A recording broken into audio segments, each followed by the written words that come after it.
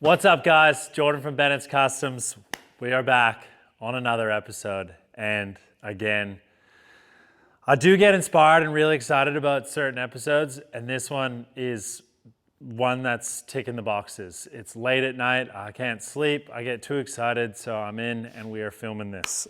So what we are going to be creating is a very cool custom made throttle pedal for the combi van, as well as a license plate topper bracket, light, whatever you want to call it. And this is also going to be for the combi van as well, and for numerous other projects that we have. We have our molds.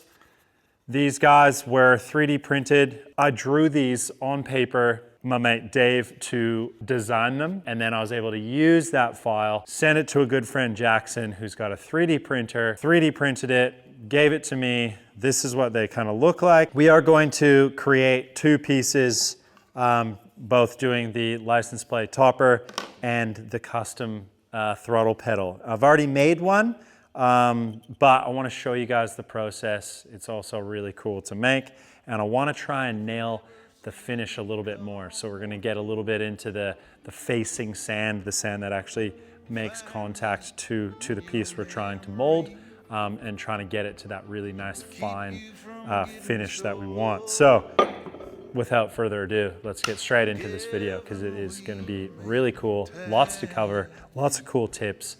And at the end of it, we're going to have some pieces that have been completely handmade.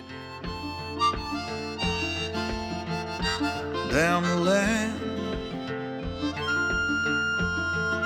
we'll meet up down the line, down the line. If you guys have been following along, it's just a lot of old cast stuff that we've been using. So this was an old bell housing. I used a hammer, went to town on it. We were able to melt all that, and then we were able to get all these really nice ingots. Ingots is the name, I-N-G-O-T. I was calling them pucks before, and everyone corrected me. So now I'm trying to use the right terminology as we go.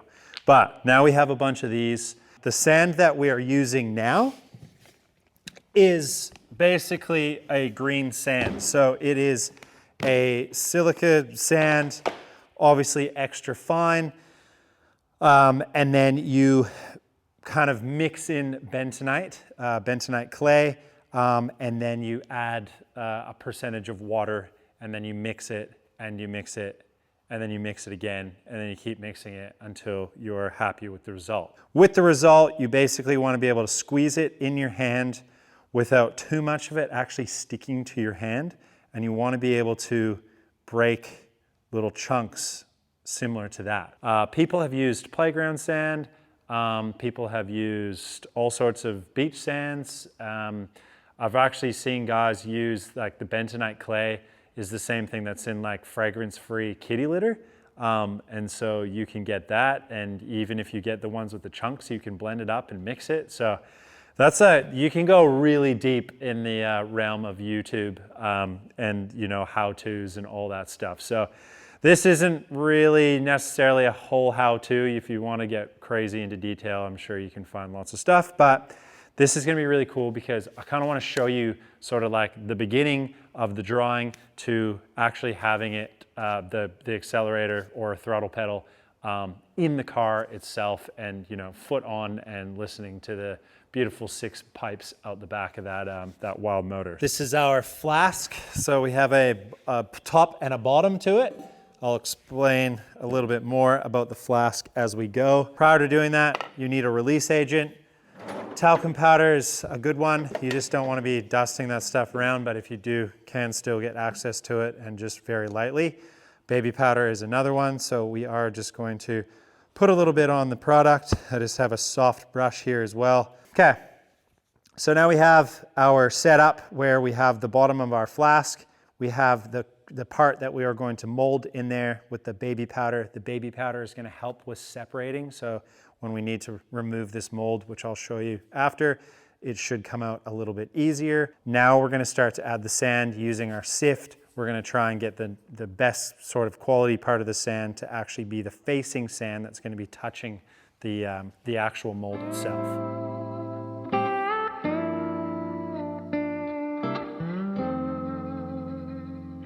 So now we need to get a bit of this sand that might be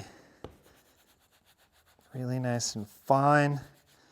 I don't know if it's just could be like the quality of the sand itself, or maybe I need to try and get an extra fine. This might be just like fine sand, but what I'd like to do is try and, you can obviously see the clumps here. So this is where I was telling you about having a mulling machine and being able to run, you know, run your sand through that in order to get a really good finish.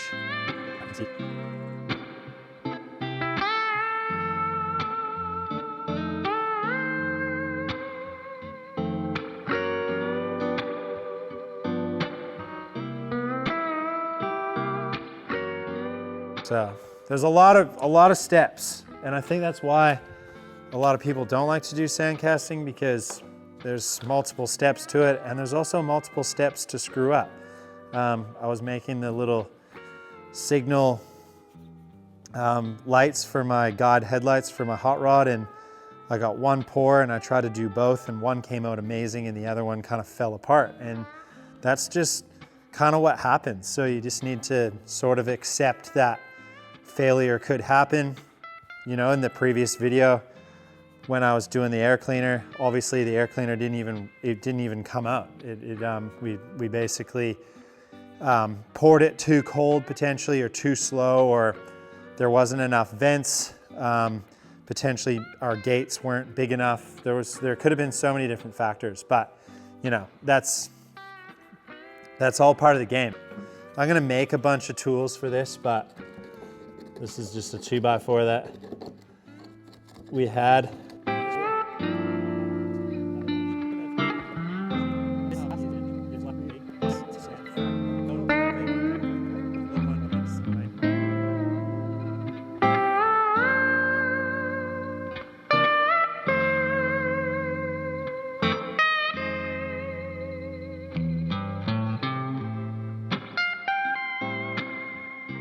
All right, so now we're gonna take this, we're gonna flip it right over, and you're going to see kind of the mold that's gonna be in there. Hopefully it's still there. The last one fell out when we pulled it over, so I'm kind of hoping it'll stay there.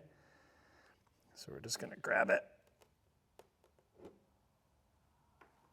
Oh, and it stayed there,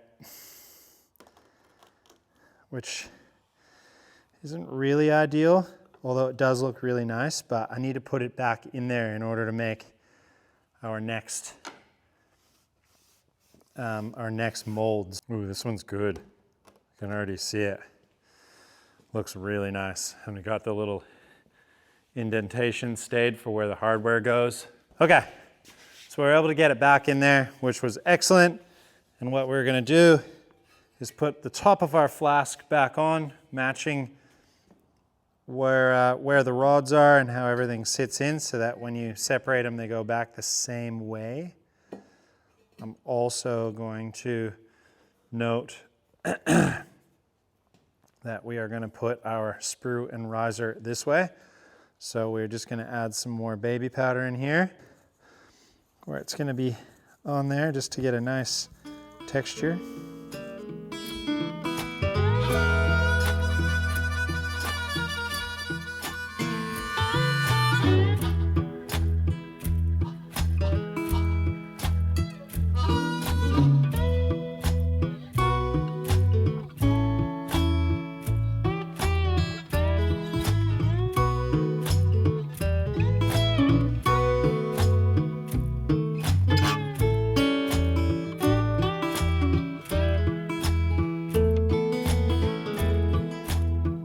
Okay, so now that we have both done, and I know the mold is actually sitting this way, we are going to be able to put our sprue and our riser in. So I'm using a bit of pipe. I'm gonna get some thin wall, probably that copper pipe that's got a real sharp edge on it.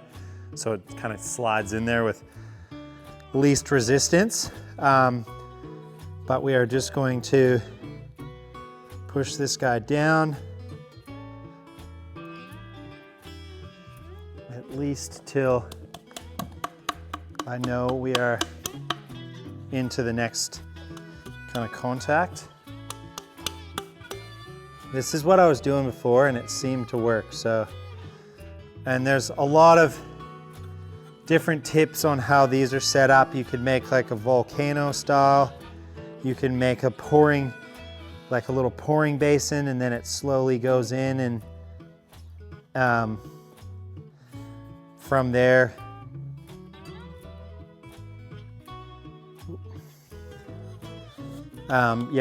it's all about like trying to keep the air out of the aluminum once you start pouring it. Okay, so now we're gonna try and slowly lift these off.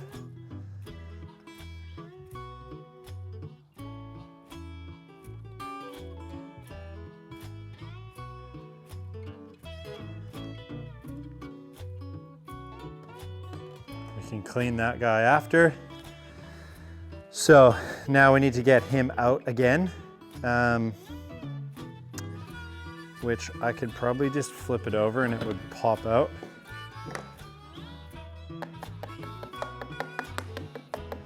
This is where it helps to have like tiny little holes in this so you can spin 2 screws in it and then be able to pull it out.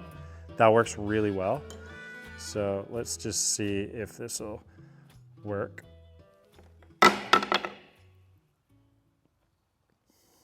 Okay. That did exactly what I wanted it to do. Didn't lose any quality. Let's put that over with our other molds. So this is going to be our gate in, and then this one's going to be our riser. So we're going to pour our aluminum down this guy. It's going to go into the thickest part of the actual piece. You always want to make sure that it goes into the thickest portion, so it's always pulling the metal in when it starts to cool. So I'm going to cut this guy in, so it's going to actually come down. I might just make it kind of like this.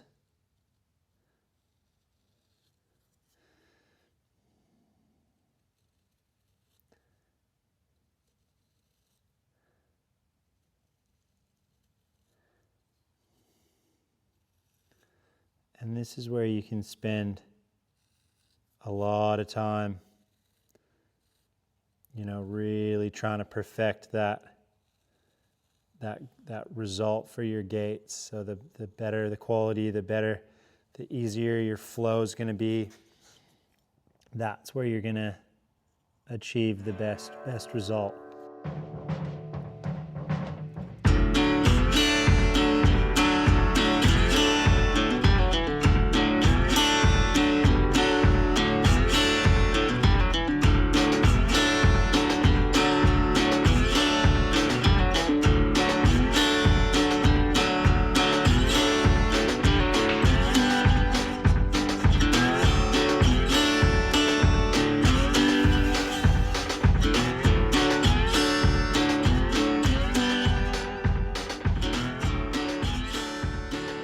Okay, so now we are ready to pour. So we have our pour in, our riser.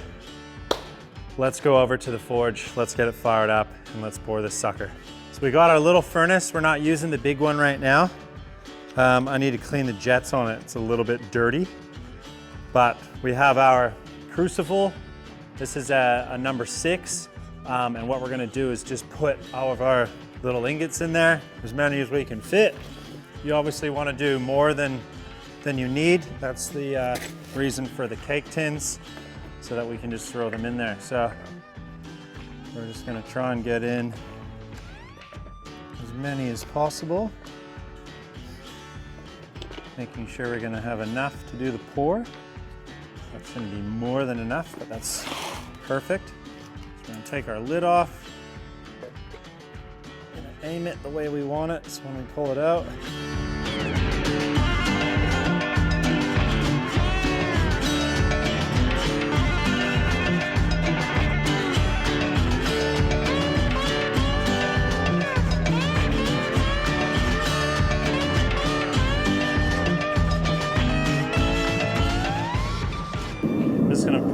lid off for a sec.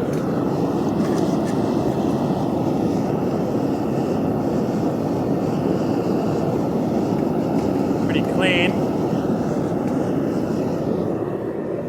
So I'm just gonna add our little degassing agent in there.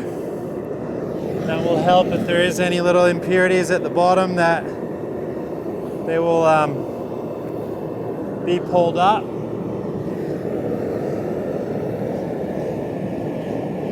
can sort of see it react.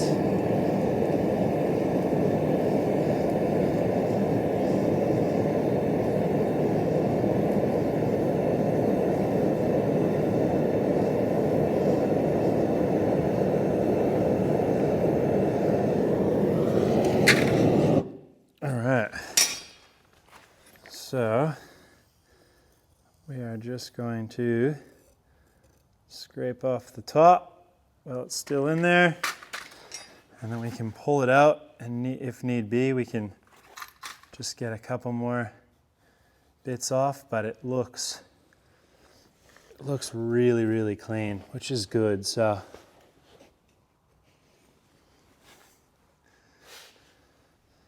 just gonna put it down for a sec. Just a little. That's the best thing about this spoon, is that it is the same contour. So now we're ready to pour. So we're gonna get over here, get a nice consistent pour happening.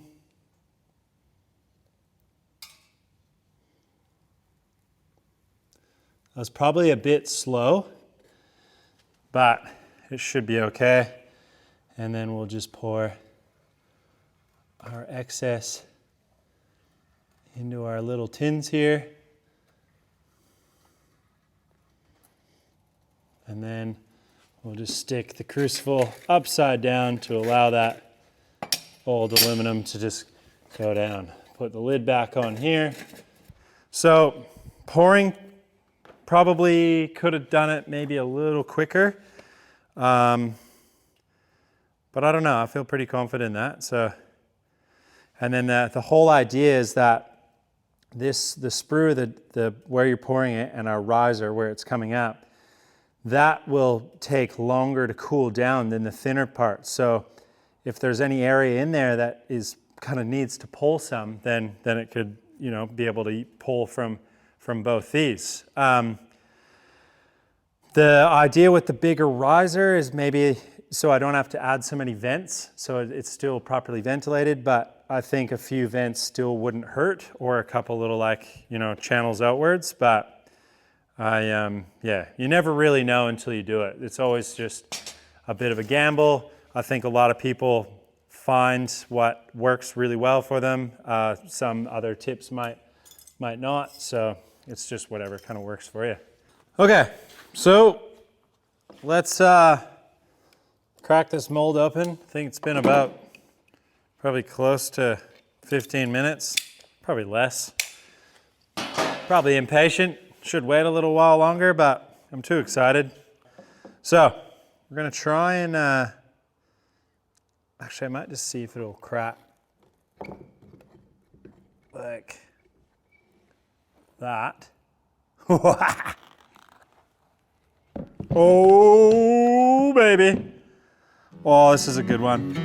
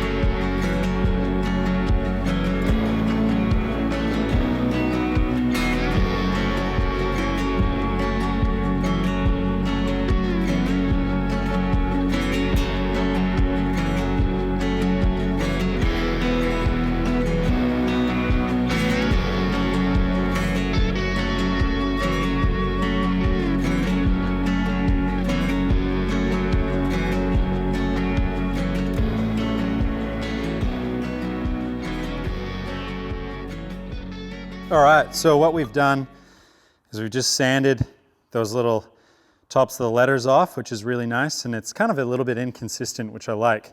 It's not perfect. And then that belt sander obviously just helps cut, you know, that top surface off. We're able to lay the whole thing down flat on the top face.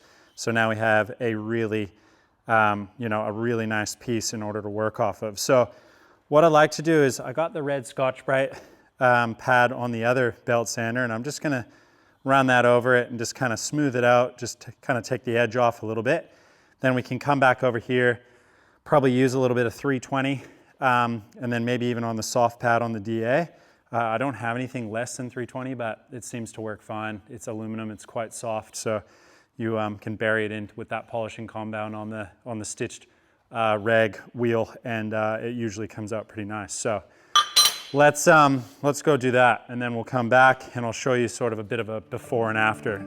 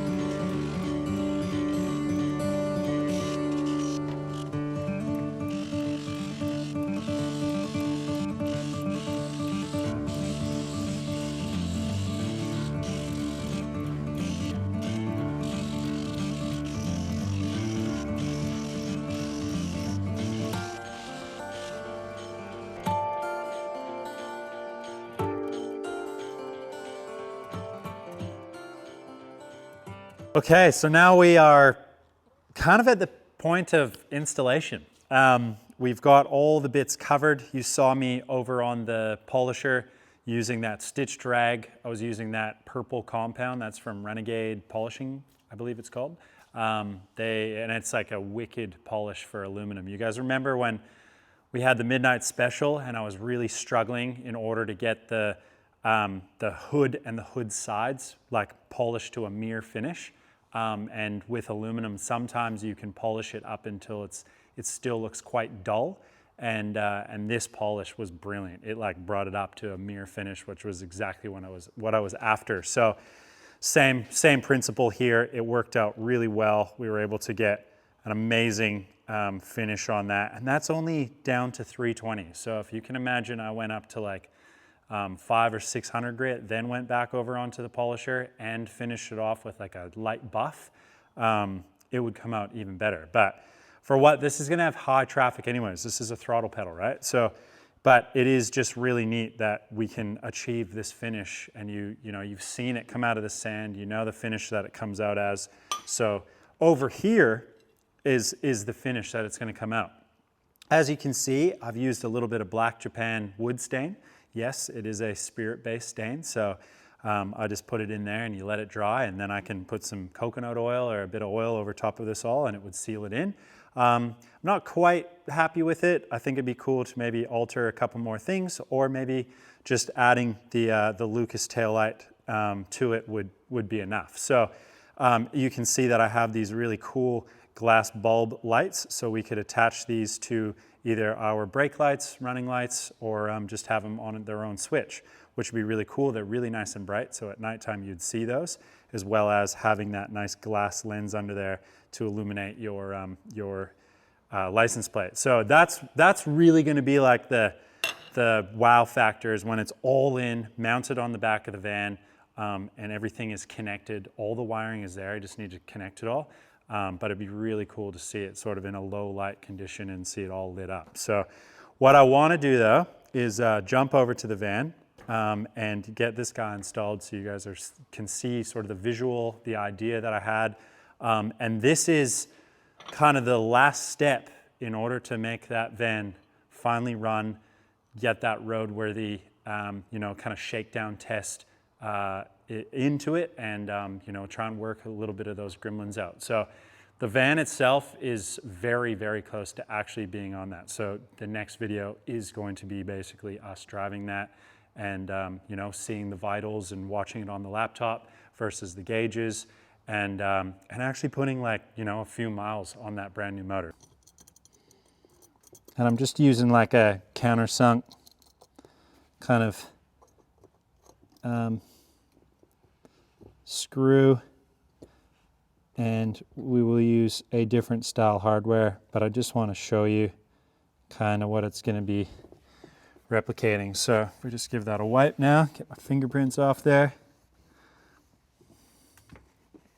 That is 100% a fully custom throttle pedal that is going to be, once it's all sort of attached properly and everything is nice and tight, this is going to be literally flying us to the moon when we rev this guy up.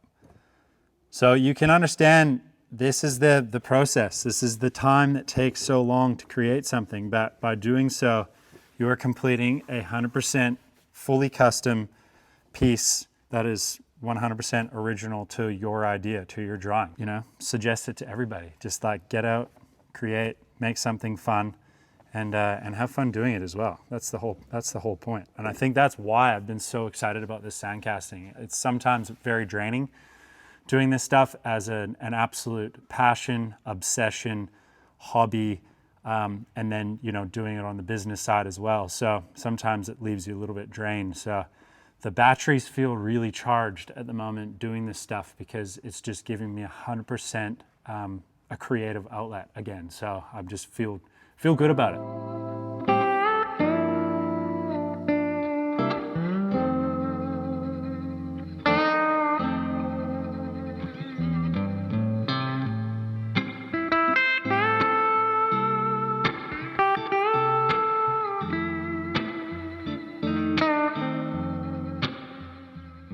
Well, we got the throttle pedal installed. Unfortunately, typical, the car is not starting. Fuel delivery is not getting there. We have no fuel pressure. So I need to go back into the computer and diagnose a few things, but that is sort of typical for the setup that we have as we're working through all those little teething issues. So next episode you're gonna see on this thing, we will be on the road. We'll probably be a few of us in there, computer, and just going through all those little steps on making this thing drive incredibly well. So that's gonna be really cool. But also, it's so much fun to be able to create those sort of one-off pieces, and you can obviously see how excited I am about the sandcasting little portion of these pieces. So the throttle pedal is installed, and as you can see on the back here, we have our really cool little Bennett's Customs license plate topper utilizing that Lucas tail light. We got the glass lenses by John Oliver.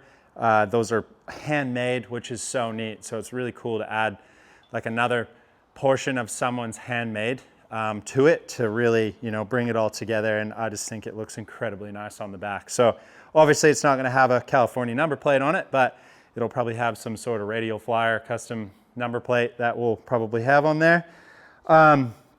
Another thing too, you can see I've obviously got the rear, I'll call it the trunk lid. and it's up into position. I've used these really cool kind of early style latches that you get in like an early toolbox. And I was able to find those on eBay. And then I made a really cool mount utilizing those drum syllable spinner tops, and those kind of pivoted into place so that you can kind of lift it, they unlatch, and then obviously comes down into position utilizing our 32 hood down or our hood side hold downs, which worked really, really well. So another sort of form of that, you know, kind of little hot rod aspect. And over here, you may see a new little portion. And this is another sand casted piece that you probably saw throughout the video. There were those tiny little molds. And they were, again, designed by myself and Dave. And we're able to create something. And originally, they were going to be used for my hot rod for the top of the guide headlights. And they use a sort of a resin casted piece from Poly King Customs, Chris. And this is sort of a mold off the original glass ones that would have come on the early percolator headlights. So they're a really cool little setup. And again, another piece, fully handmade, and then, you know, taking Chris's piece, making it into it, and, you know, kind of coming up with this really cool idea for a signal light. Because this car, obviously, it would have had them in the later model taillights that were in there, but because we've put the Ford taillights in, I did not want to run those kind of early, or not even early, those like aftermarket little bullet style indicator lights. I think they kind of look pretty bad, and they've just been used on absolutely everything. So I really wanted to, again, step outside of the box as far as a form, and I was holding these up to the taillights. I walked over, and they actually fit the contour of the corner of this so perfectly, and kind of adds a little bit of style to this back piece. So I think once we have the lens in there, we're going to use like a glass lens, and it will be that amber color. Once they're in there and actually fitted, you know, we're going to have signals, which is what we need on this. And then again, we'll hook up the Lucas license plate light. So we're going to have some illumination there. So it's going to be really cool. And I'm not really sure what I'm going to do with these glass lenses. I may just leave them as a bit of a reflector. Otherwise, we could hook up a light that goes into each of them that would then go into the brake light setup. And again, another idea I kind of had as well is utilizing these little lenses. They actually fit really well inside this portion here. So that could be another form where you could have two on either side, and that could be a reverse light. So if you needed to have a reverse light or wanted to, you know, that's kind of a cool little idea. When you put it in reverse, those would illuminate. You could even hook them up to the driving lights. So when you're kind of doing those bog laps through town, you could have them on. But, you know, lots of endless ideas. I think that's the whole idea of this, is the creativity side of it is endless. So this is just a very small portion of some really cool things that you're able to create while using the sand casting. Moving forward, I want to try and figure out to get a better finish with the sand. I am using that extra fine silica sand with the mixture of bentonite and water, also known as green sand.